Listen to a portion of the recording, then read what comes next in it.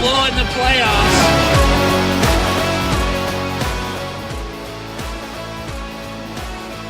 Happy New Year's, everyone, and welcome to the Puck and Leafs podcast. I'm Joe Cioffz with my partner in crime, Coach Frank.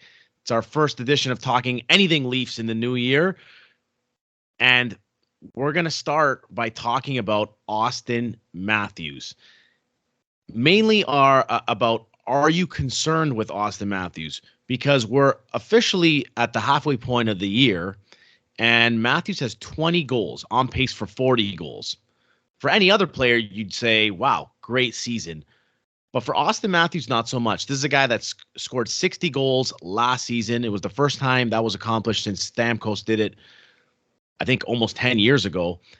And now he's just nowhere up to that pace this year. Frankie, does it leave you a little bit concerned that Matthews is not putting up the goal tallies like he has in the past? You know, I've been flipping back and forth. Do I want to say yes? Do I want to say no? I'm not really a big stats guy to be like, if he doesn't hit this, it's disappointment. To me, it's about wins. You know, selfishly, it's about standings. I think personally he's hurt. You probably won't even prove that. But if you remember early this year, I can't remember what game it was. He got a hell of a cross check, and between some people say may have impacted his ribs. Some say there were whispers that it could have been a disc in his back, even just the way he skates. So like, could be discomfort there. But you know what, Joe? I'm not concerned, because if you want to go with the old adage, good players make players around them better. And I think because William Nylander now leads the team in goals and points. On the power play, Tavares leads the team in power play goals, which is kind of taking the focus off Matthews a bit. That's why I'm kind of not as up in arms about, oh my God, this guy only has 20 goals. He's only on pace for 40. It does not bothering me as much as maybe would bother other people, because Matthews has a direct effect on other players. So I'm not too concerned about it. I think he's talented enough where the switch can go on at any second. But I will tell you the one thing I am concerned about with Matthews, and it's more the impact he has on the game. The one stat or the one piece that it has dropped a considerable rate has been his multi-goal games. I believe today he's only got one, as opposed to last year. I think at this point in the same year, I think he had 13, believe it or not. He went on that incredible heater, if you remember, where he, I can't remember, the stat was in front of me, but he had it kind of the same start he had last year, but then he started going like, he really took off. Yeah. Hat tricks, left, right, and center. Yeah, he took off. This year he has one multi-goal game. So from a personal standpoint, you look at McDavid, you look at Draisaitl, you look at Pasternak. The fact that they have on the game, they can change the game, and they have been doing it this year. Matthews hasn't done that. That's the bit of a concern I have with that, because when you need a goal, who do you go to? You're hoping 34. Auston. In a couple, right? So I'd like to see that specific metric change. But other than that, I'm not big on the personal stats. Just give me the wins. Just give me the rounds. That's all I really care about at this point, to be quite honest with you. And they're certainly getting the wins. I mean, they're third in the NHL right now, so no one has a problem with how the team is playing as a whole. Matthews is certainly playing a 200-foot game. His defensive numbers are really good. His advanced metrics are really, really strong still. I am a little concerned, though, that the numbers are not where they typically are for him. This is a guy that scores a lot of goals. We know that. But I don't know if it's just me, or does it seem like he's whiffed on a lot of opportunities this year? Like one-time chances, completely missed the net, or fans on the puck.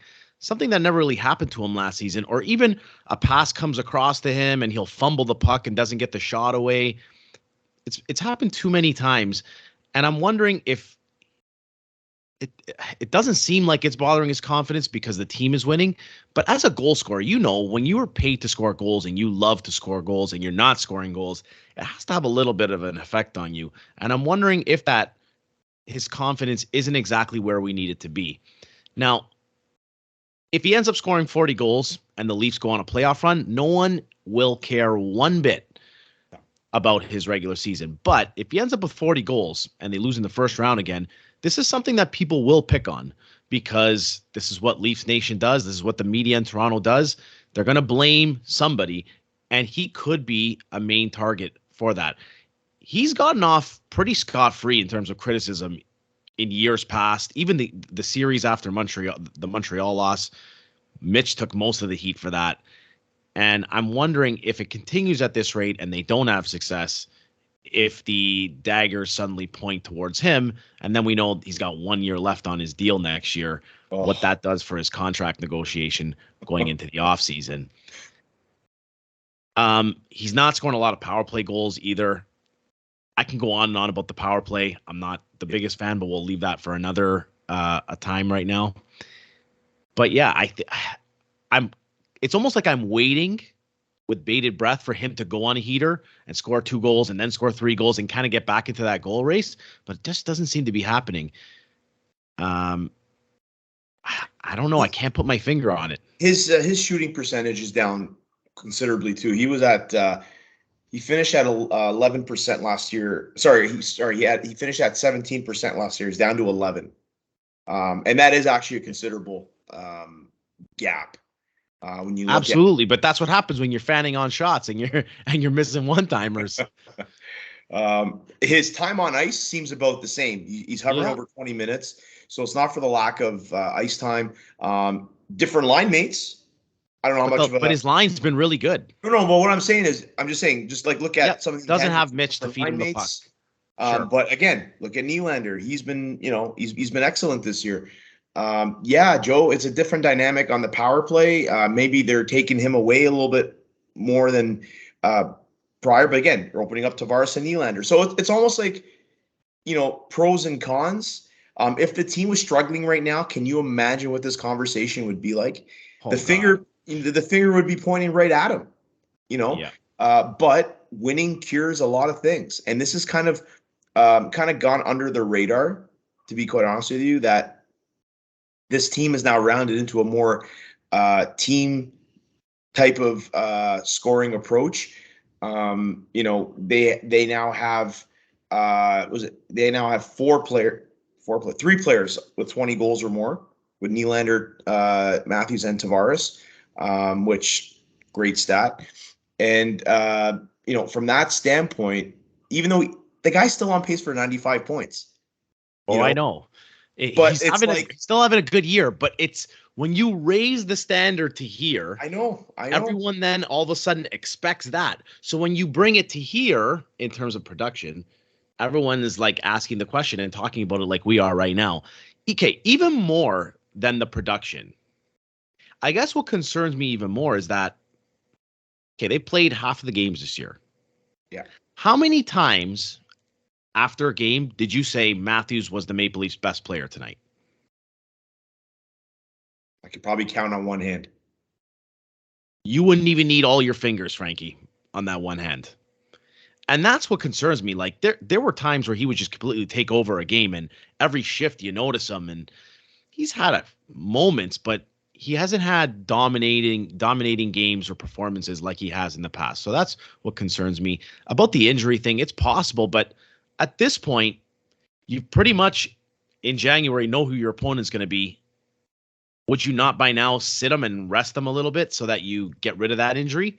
Ooh. I'm not buying the injury thing. There's no way they're catching Boston. Boston is winning at this stupid, incredible pace.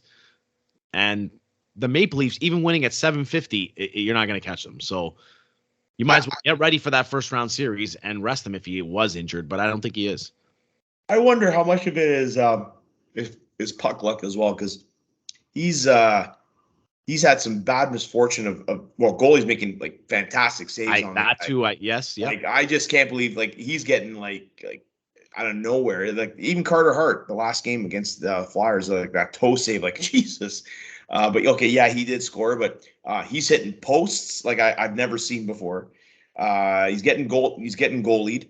So again, I'm not trying to make excuses. I'm just observational. He hasn't gone on that streak, that goal streak, point streak. He's been, not bad, like not Marner streak good, but he's put up, 8-9 games in a row, which is, but again, it goes under the radar because we're all waiting for that patented shot, from his off wing on the power play or, coming into the slot. And that's another thing.